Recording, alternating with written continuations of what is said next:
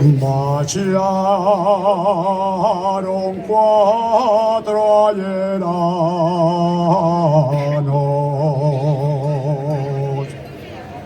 todos cuatro de madreñes,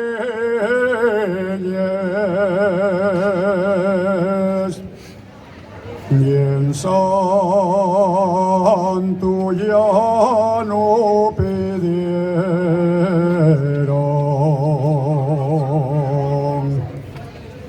Fabesto y Marcielles, que dice a Melchior que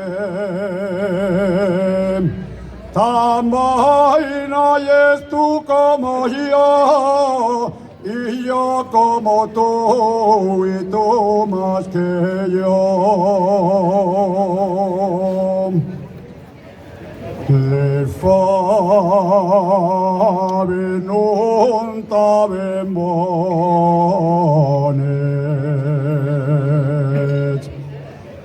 Morciella no mide alguna,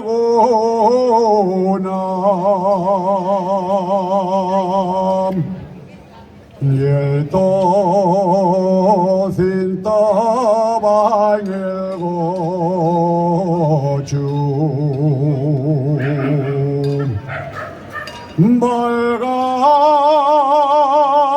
Válgame Dios, qué fartura, que dice Melchior que tan vaina es tú como yo, y yo como tú, pero somos los dos. Virgina de Covadonga, Virgina de Covadonga, y es pequeñina y galana,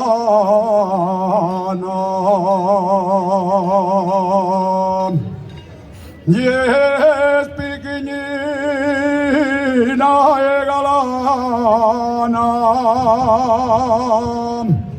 y aunque vaciará del cielo, y el pintor que